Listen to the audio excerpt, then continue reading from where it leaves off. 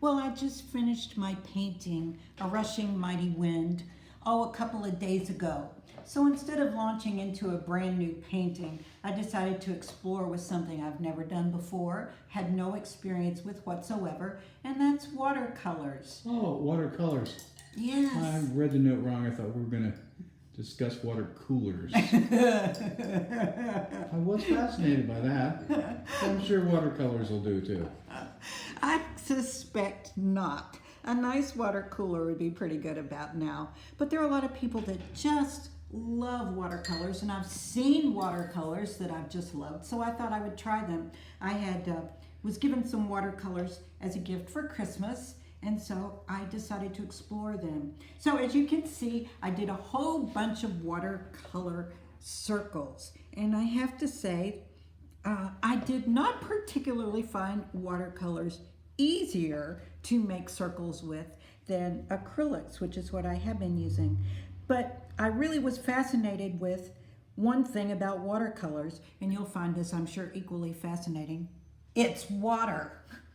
When you use watercolors, you can create a lot of different effects with the water. You can make them faint, you can make them thick, you can make it opaque, you can make it translucent, and you can make it just practically. No, you're just using big words. I know, I'm using trans words. That makes me really cool. So that was my favorite part of it, was how you could make different textures by just the use of water. There's also another thing about watercolors that's really nice. If you make a big mistake, at least I read this, you can take your paper towel and just go like that and practically remove the mistake if you get there fast enough. So I liked that a lot about watercolors. But I'll tell you, all in all, my biggest thing about watercolors that I did not like is that you can't use watercolors on canvas. I'm just such a beginner, I didn't even know this. So when you finish your watercolor painting, you end up with this piece of paper, and then you either hang it up on your wall with thumbtacks, or you have to go out and buy a frame. So I guess all in all, I prefer canvas and acrylics. But I did have great fun. My name is Watercolor. I got framed. I did. See, how can you take watercolors seriously? But come Well, on. can I be honest? Yeah. I mean, I'm sure there's people that are very, very good at it, but it just looks messy. Yep. I could not How agree about that for more. an astute observation? Can't you find a bigger word? Messianic? No, that wouldn't be it. That's a really good word, but I think the word you started out with today was my favorite, water cooler. So here's my watercolors, folks. My first exploration into watercolors. And Now you say first, what would prompt you to use them in the future? well,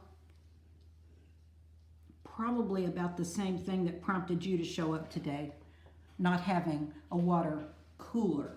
So why don't we go find one? Oh, so that means, are we going to say bye-bye Sea-Doo to watercolors? Bye-bye Sea-Doo to all watercolors. I guess we should apologize to those people out there who really, really, really like working with watercolors. Oh, I'm sorry. Consider me apologetic. I know you like watercolors and you probably make gorgeous things with them. But for me, mostly just a mess. I think sometimes we have to admit that everything isn't great. Yep. And everything doesn't have to be great. Yep. And everything doesn't have to be suited to us. Yep. Just It didn't. is kind of pretty right there Oh, thank in you. that section. You found a pretty spot? Yeah, I wouldn't throw it away. Okay. Maybe I'll find some thumbtacks. Of course, that's why all my drawers are full. You just never throw anything away. Well, here's my watercolor for the day, and probably for the morrow, and probably What's for the my name? life. Circles of Futility. Yeah, that ought to catch on.